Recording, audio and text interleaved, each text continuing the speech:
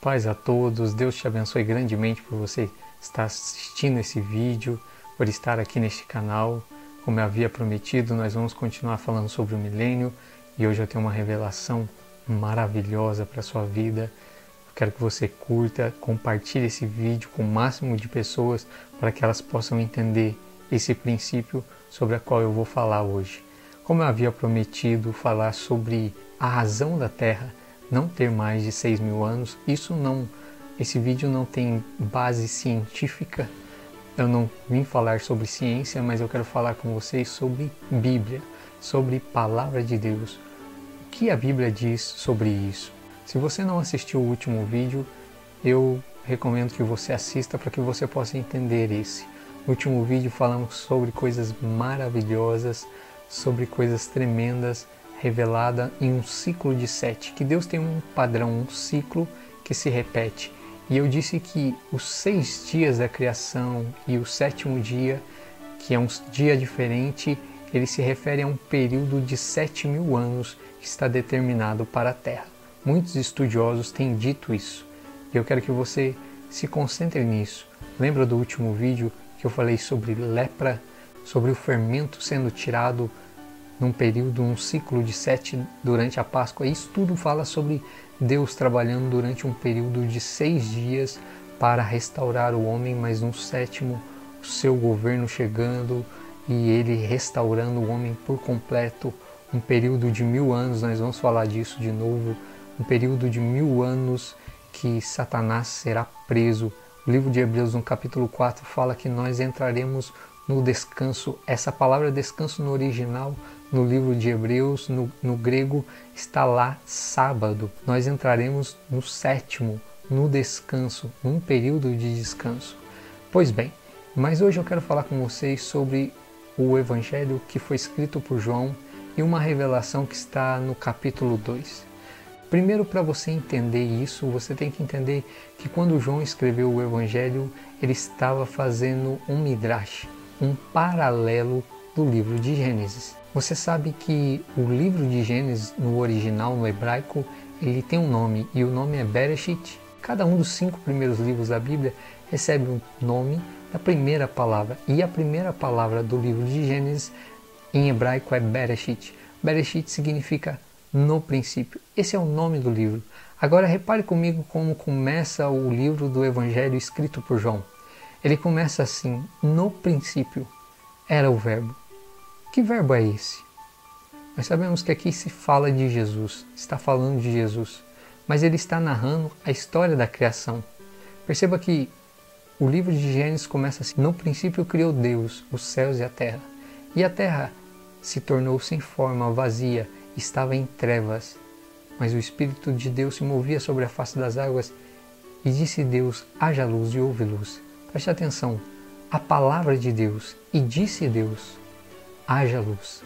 Nós imaginamos que essa luz é uma luz como nós conhecemos, mas não é isso que João está dizendo. João está dizendo que essa luz era o Filho de Deus, que ele era a palavra de Deus. A Bíblia chama ele de a palavra, chama Jesus de a palavra. Agora, olha o que João começa a escrever. No princípio era o verbo, e o verbo era Deus, e o verbo estava com Deus. E todas as coisas foram feitas por intermédio dele, e sem ele nada do que se fez teria sido feito. Tudo foi feito por intermédio dele. João, em todo o seu livro, está narrando sobre uma nova criação sendo feita por Deus. Na verdade, a criação foi feita em Gênesis, mas a criação caiu, então o Senhor desceu para restaurar aquilo que havia criado e aquilo que havia caído. Eu não sei se você se lembra da conversa de Jesus com Nicodemos, reflete exatamente o que está escrito nos primeiros versículos do livro de Gênesis. Jesus diz para aquele sábio, para aquele estudioso, Jesus diz que ele precisava nascer da água e do Espírito. De onde é que Jesus tirou isso? Foi do livro de Gênesis, porque a Bíblia diz que a terra estava sem forma, vazia em trevas, mas o Espírito pairava, se movia sobre a face das águas. Espírito se movendo sobre as águas. Jesus disse que ele precisava nascer da água e do Espírito. Se você for ver por todo o Evangelho de João, você vai encontrar padrões para comparar com o livro de Gênesis. Você vai ver João falando de uma mulher em um poço encontrando com um sétimo. Jesus disse para aquela mulher samaritana que ela já tinha tido 5 maridos e agora estava no 6º. E aquele não era dela também, mas Jesus era o 7º. Você vai ver que o Evangelho de João descreve 7 sinais, 7 milagres. Cada um desses sinais se refere a um dia da criação, a um milagre realizado na criação. Hoje eu quero falar com vocês de apenas um. Eu espero fazer uma série sobre o Evangelho de João e destrinchar isso de uma forma melhor para vocês. Mas fique comigo, você vai ter uma revelação fantástica. No primeiro capítulo do Evangelho de João, João fala sobre 7 dias. Repare comigo no versículo de número 29 do Evangelho de João, diz assim: No dia seguinte, João viu a Jesus que vinha para ele e disse: Eis o Cordeiro de Deus que tira o pecado do mundo. Você prestou atenção nisso? Olha que interessante que está escrito, no dia seguinte. Se é o dia seguinte, é porque houve um dia anterior. Então, João está descrevendo o segundo dia. Agora, repare comigo no verso de número 35. No dia seguinte. Isso fala do terceiro dia. Verso de número 43 diz: No dia seguinte que Jesus ir a Galiléia e achou a Felipe e disse-lhe: Segue-me. Perceba que estamos no 4º dia. Agora, o capítulo 2 inicia depois de 3 dias. Em algumas Bíblias diz ao terceiro dia, também está correto, porque aquela era a terça-feira. Até hoje os casamentos dos judeus ocorrem na terça-feira. Por quê? Porque o terceiro dia da criação foi o único dia que Deus abençoou 2 vezes. Foi o único dia que Deus disse 2 vezes que era bom. Leia o seu livro de Gênesis e você vai perceber isso. No terceiro dia, ou depois de 3 dias. Agora conte 4 dias do primeiro capítulo, com mais 3 do segundo, 7 dias. E naquele dia aconteceu um casamento, as bodas, que se refere ao período do início do milênio, da vinda do Senhor Jesus, de quando cearemos com Ele. Agora acompanhe comigo o que foi que Jesus fez nesse casamento. Possivelmente esse casamento era de alguém próximo de Jesus, tendo em vista que Maria estava dando ordens para que todos fizessem o que Jesus pedisse, o que Jesus mandasse. Jesus pega 6 talhas de água. Repare nisso, não há coincidências, não há palavras mortas na palavra de Deus. Tudo tem um sentido, um significado. São 6 talhas de água que são transformadas em vinho.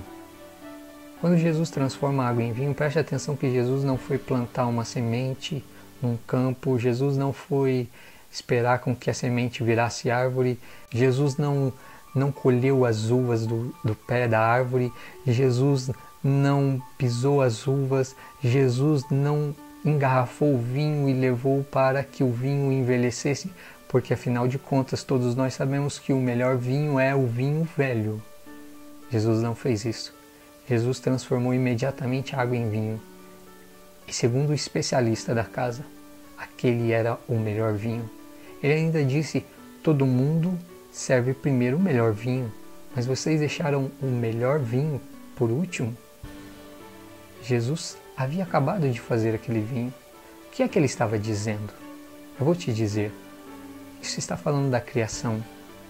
Porque quando Deus criou tudo no princípio, Deus deu aparência de velho, embora fosse nova toda a criação.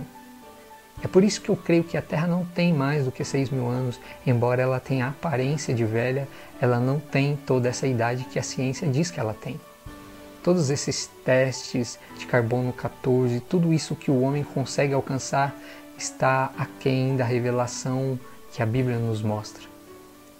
Se você pudesse caminhar pelo jardim do Éden e encontrasse com Adão, você ia ver um homem formado com aparência de 25 anos, mas ele tinha sido acabado de ser criado. Você perguntaria para ele: Adão, quantos anos você tem? E ele diria: eu tenho 1 semana. E você não acreditaria, porque ele tinha aparência de alguém maduro, de alguém mais velho, mas ele tinha acabado de ser criado.